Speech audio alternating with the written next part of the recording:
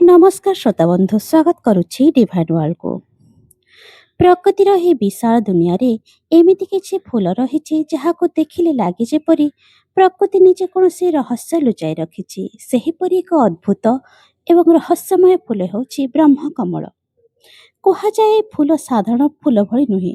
ଏହାର ଫୁଟିବା ସମୟ, ଆକାର ଏବଂ ଦୁର୍ଲଭତା ଏହାକୁ ଅନ୍ୟ ଫୁଲଠାରୁ ଅଲଗା କରିଥାଏ। ଆଉ ସବୁଠାରୁ ଆଶ୍ଚର୍ଯ୍ୟକର କଥା, ଏହି ଫୁଲ ସାଧାରଣତଃ ରାତି ସମୟରେ ଫୁଟିଥାଏ। ଏଥିପାଇଁ ଅନେକ ଲୋକ ଏହାଙ୍କୁ ଦେବତାଙ୍କ ସହ ଯୋଡ଼ି ଦେଖନ୍ତି। କିନ୍ତୁ ପ୍ରକୃତରେ ବ୍ରହ୍ମକମଳ କ'ଣ? ଏହା କେଉଁଠାରେ ମିଳେ? କାହିଁକି ଏହାକୁ ଏକ ପବିତ୍ର ବୋଲି ମନେ କରାଯାଏ?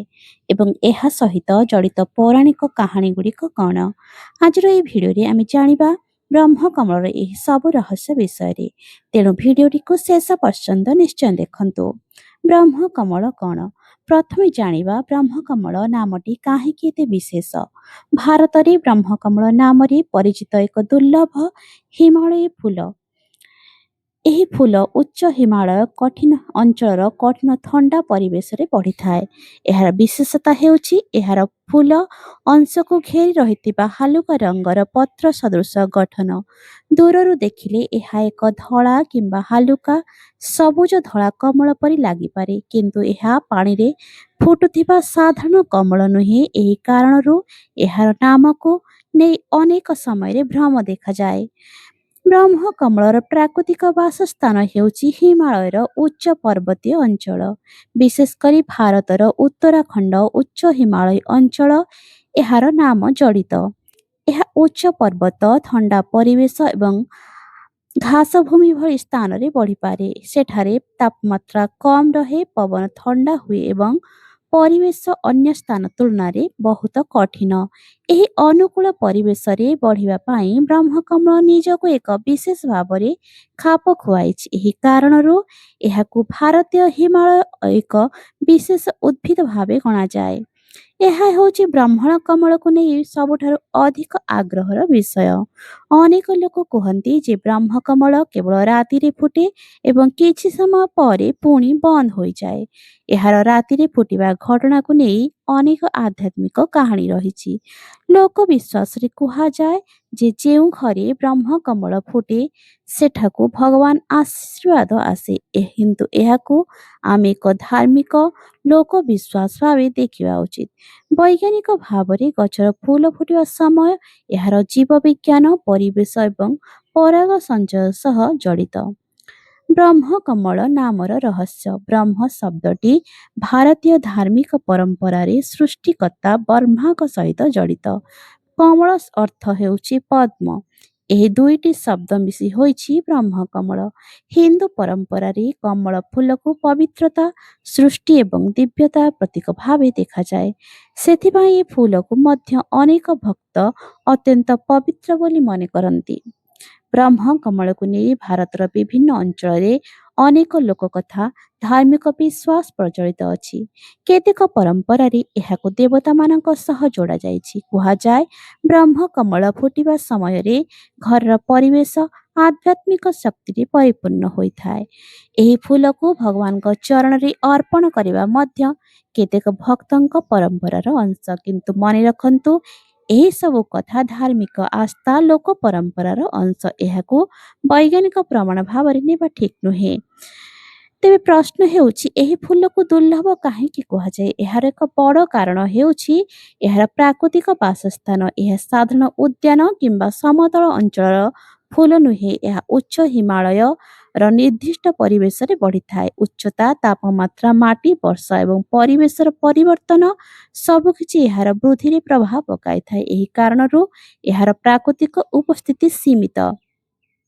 ବ୍ରହ୍ମକମଳ ଦେଖିଲେ କ'ଣ କରିବା ଉଚିତ? ଯଦି କେବେ ଆପଣ ପ୍ରାକୃତିକ ଭାବରେ ବ୍ରହ୍ମକମଳ ଦେଖିବାର ସୁଯୋଗ ପାଆନ୍ତି, ତେବେ ଏହାକୁ ଛିଣ୍ଡିବା ପରିବର୍ତ୍ତେ ଦୂରରୁ ଦେଖନ୍ତୁ, ଫଟୋ ନିଅନ୍ତୁ। ପ୍ରକୃତିର ଦୁର୍ଲଭ ଉଦ୍ଭିଦଗୁଡ଼ିକୁ ସୁରକ୍ଷା କରିବା ଆମ ସମସ୍ତଙ୍କ ଦାୟିତ୍ୱ। ପର୍ବତୀୟ ଅଞ୍ଚଳରେ ଥିବା ଦୁର୍ଲଭ ଉଦ୍ଭିଦକୁ ନଷ୍ଟ କରିବା ଦ୍ୱାରା ପରିବେଶର ସନ୍ତୁଳନ ମଧ୍ୟ ପ୍ରଭାବିତ ହୋଇପାରେ। ତେଣୁ ଫୁଲକୁ ଦେଖନ୍ତୁ, ତାହାର ସୌନ୍ଦର୍ଯ୍ୟକୁ ଅନୁଭବ କରନ୍ତୁ, କିନ୍ତୁ ପ୍ରକୃତିକୁ ଛିଣ୍ଡେଇ ନେବେ ନାହିଁ। ଭାରତର ଅନେକ ଘରେ ଯଦି ବ୍ରହ୍ମକମଳ ଫୁଟେ ତେବେ ଲୋକମାନେ ଏହାକୁ ଶୁଭ ସଂକେତ ବୋଲି ଭାବନ୍ତି। କେହି କୁହନ୍ତି ଘରେ ସୁଖ ଆସିବ, କେହି କୁହନ୍ତି ମନସ୍କାମନା ପୂରଣ ହେବ, ଆଉ କେହି ଏହାକୁ ଭଗବାନଙ୍କ ଆଶୀର୍ବାଦର ସଂକେତ ବୋଲି ମାନନ୍ତି। ଏହି ବିଶ୍ୱାସ ଗୁଡ଼ିକ ପିଢ଼ି ପରେ ପିଢ଼ି ଲୋକମାନଙ୍କ ମଧ୍ୟରେ ଚାଲି ଆସିଛି। ତଥାପି ଏଗୁଡ଼ିକ ଧାର୍ମିକ ଆସ୍ଥା, ସାଂସ୍କୃତିକ ପରମ୍ପରା, ଏହାର ବୈଜ୍ଞାନିକ ପ୍ରମାଣ ନାହିଁ। ବ୍ରହ୍ମ କମଳକୁ ଆମକୁ ଗୋଟିଏ ସୁନ୍ଦର କଥା ଶିଖାଏ। ପ୍ରକୃତିର ସବୁ ସୌନ୍ଦର୍ଯ୍ୟ ସବୁବେଳେ ଆମ ସାମ୍ନାରେ ରହେ ନାହିଁ। କେତେକ ସୌନ୍ଦର୍ଯ୍ୟକୁ ଦେଖିବା ପାଇଁ ଆମକୁ ଅପେକ୍ଷା କରିବାକୁ ପଡ଼େ। କେତେକ ଫୁଲ ଦିନର ଆଲୋକରେ ଫୁଟେ, କିନ୍ତୁ କେତେକ ଫୁଲ ରାତିର ନୀରବତା ମଧ୍ୟରେ ନିଜ ସୌନ୍ଦର୍ଯ୍ୟ ଦେଖାଏ। ବ୍ରହ୍ମକମଳ ସେହି ଅଦ୍ଭୁତ ପ୍ରକୃତିର ଏକ ଉଦାହରଣ।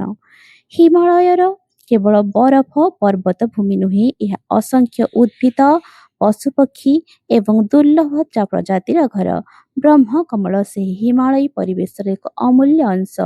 ଏହା ଆମକୁ ମନେ ପକାଇ ଦିଏ ଯେ ହିମାଳୟର ପରିବେଶକୁ ସୁରକ୍ଷା କରିବା କେତେ ଜରୁରୀ।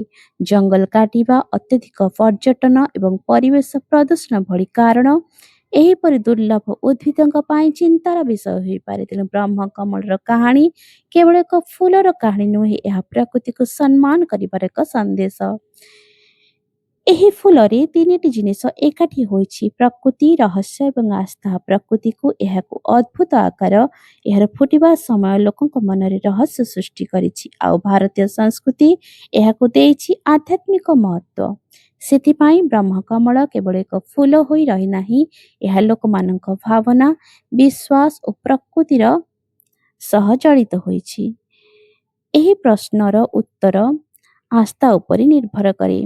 ଯେଉଁମାନେ ଧାର୍ମିକ ଭାବେ ବିଶ୍ୱାସ କରନ୍ତି, ବ୍ରହ୍ମକମଳ ଫୁଟିବାକୁ ଭଗବାନଙ୍କ ଆଶୀର୍ବାଦ ବୋଲି ଦେଖିପାରନ୍ତି। କିନ୍ତୁ ବୈଜ୍ଞାନିକ ଦୃଷ୍ଟିକୋଣରୁ ଏହା ଉଦ୍ଭିଦର ସ୍ୱାଭାବିକ ଫୁଟିବା ପ୍ରକ୍ରିୟା। ଦୁଇଟି ଦୃଷ୍ଟିକୋଣରୁ ଅଲଗା ଭାବେ ବୁଝିବା ସଠିକ୍। ପ୍ରକୃତିର ଅଦ୍ଭୁତତାକୁ ଆମେ ବିଜ୍ଞାନ ଦ୍ୱାରା ବୁଝିପାରୁ, ଆଉ ସେହି ପ୍ରକୃତିରୁ ଆମେ ଆଧ୍ୟାତ୍ମିକ ପ୍ରେରଣା ମଧ୍ୟ ପାଇପାରୁ। ତେବେ ଦର୍ଶକ ବନ୍ଧୁ, ଆଜି ଆମେ ଜାଣିଲେ ଏମିତି ଏକ ଫୁଲ ବିଷୟରେ ଯାହା ପ୍ରକୃତିର ଅଦ୍ଭୁତ ସୃଷ୍ଟି ମଧ୍ୟରୁ ଗୋଟିଏ। ବ୍ରହ୍ମକମଳ ଉଚ୍ଚ ହିମାଳୟର ଥଣ୍ଡା ପରିବେଶରେ ବଢୁଥିବାରୁ ଏହି ଦୁର୍ଲଭ ଉଦ୍ଭିଦ ତାହାର ଅଦ୍ଭୁତ ଫୁଲ ପାଇଁ ପରିଚିତ। ଏହାକୁ ନେଇ ଅନେକ ପୌରାଣିକ କାହାଣୀ, ଲୋକବିଶ୍ୱାସ ରହିଛି।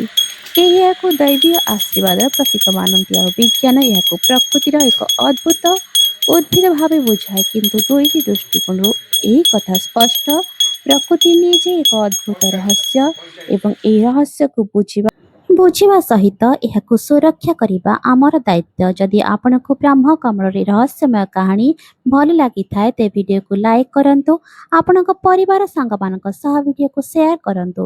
ଏହିଭଳି ଭାରତୀୟ ସଂସ୍କୃତି, ପୁରାଣ, ପ୍ରକୃତି ସହ ଜଡ଼ିତ ଅନେକ ରହସ୍ୟମୟ କାହାଣୀ ଶୁଣିବା ପାଇଁ ଆମ ଚ୍ୟାନେଲକୁ ସବସ୍କ୍ରାଇବ୍ କରିବାକୁ ଭୁଲନ୍ତୁ ନାହିଁ।